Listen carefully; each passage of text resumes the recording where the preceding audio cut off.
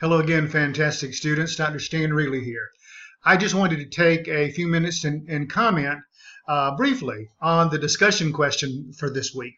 And it has to do really with how technology and the internet particularly has really changed the structure of modern business today compared to how it was, just a few decades ago, and how managers slash leaders are having to adjust to these changes.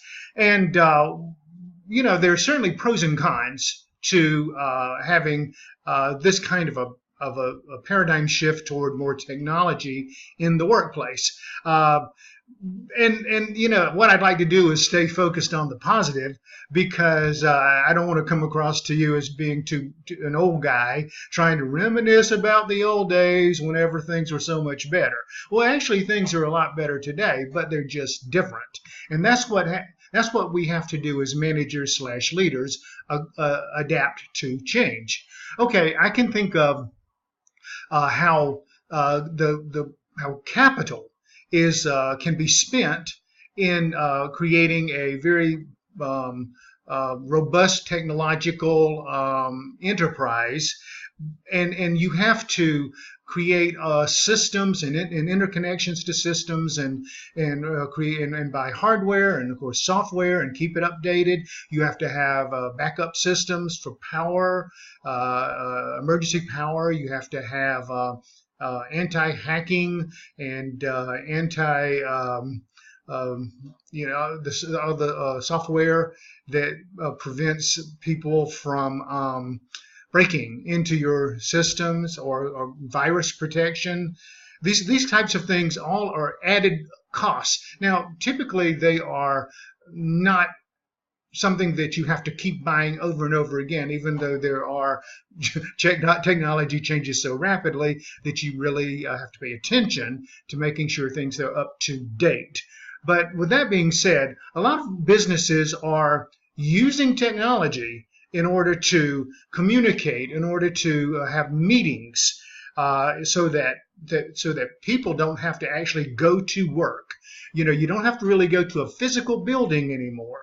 This decentralization is a good thing. So again, I'm thinking positively, because people can work remotely. Even various departmental functions can work off-site. You can be anywhere. For instance, human resource management can be anywhere, and you just have to link in or to their address or to their site as a member of your particular company, to ask questions, to seek out information about benefits. Typically, every department has its own site. And if you're a part of a large corporation, there's this intranet system that links you all together. It seems a lot better, because the security mechanisms can be, the net can be cast wider to protect all the systems that are within that intranet system.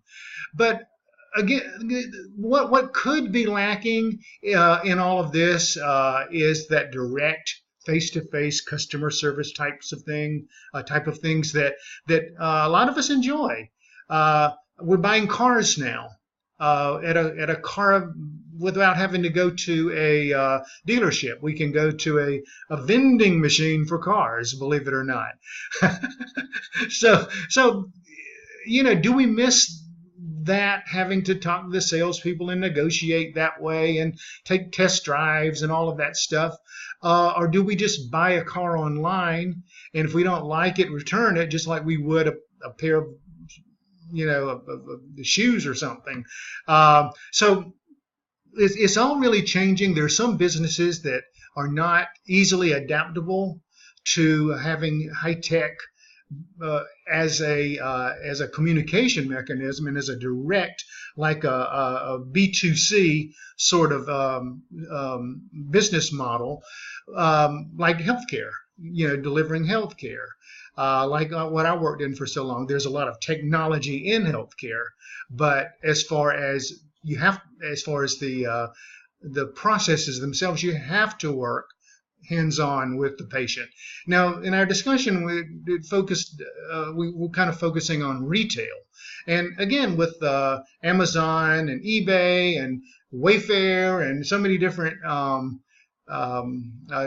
companies like that where you buy direct, it makes it so much more convenient for you and me to be able to access goods at cheaper prices, and that's the kicker here, or in a good way, is the fact that you can keep overhead costs down because you're not having to pay so many people in the middle for services that are no longer there.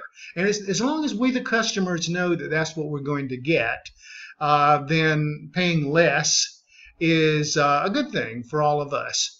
So I think I covered about everything in our three-part discussion question this week, but I'm going to leave it to you to fill in the blanks for other comments and ideas and experiences that you wish to, and research, of course, that you wish to share with your classmates and me.